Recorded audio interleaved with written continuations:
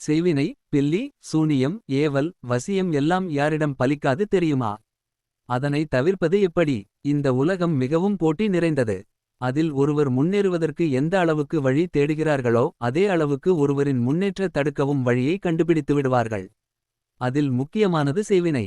இந்த செய்வினையானது நமது ஜாதகம் நன்றாக இருந்தாலும் நல்ல நேரம் கூடி வந்தாலும் எந்த நல்ல காரியத்தையும் நம்மால் செய்ய முடியாது. அப்படிப்பட்ட செய்வினையை எப்படி கண்டறிவது என தற்போது பார்க்கலாம். ஒருவர் நமக்கு செய்வினை வைத்திருந்தால் நமது தலை வலிக்கும். உண்ணும் உணவு வயிற்றில் தங்காது. உடல்நலம் சோர்வாக காணப்படும். வீட்டில் எந்தவித நல்ல காரியமும் செய்ய முடியாது. கடவுளை வணங்க முடியாது. குலதெய்வ வழிபாட்டிற்கு பயணம் செய்ய முடியாது. உடல்நலம் சம்பந்தப்பட்ட பிரச்சனைகள் வரும். ஆனால் மருத்துவரிடம் சென்றாலும் அது சரியாகாது. இந்த பிரச்சினைகள் இருந்தால் உங்களுக்கு யாரோ செய்வினை வைத்திருக்கிறார்கள் என்று அர்த்தம். இந்த பிரச்சனைகளை தவிர்க்க எந்தவித மாந்திரீக செயலையும் செய்ய வேண்டாம்.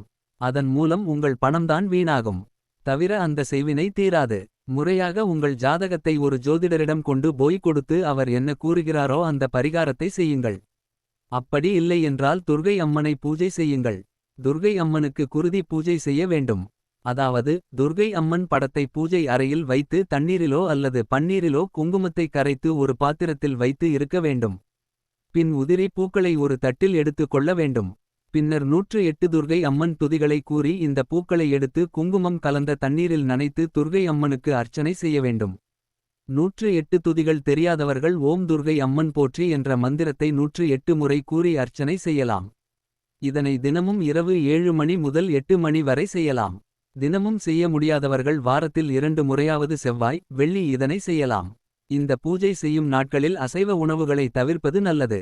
இந்த பூஜையை செய்து துர்கை அம்மனை வணங்கினால் நமக்கு வைத்திருக்கும் செய்வினைகள் தவிடுபொடியாகும்.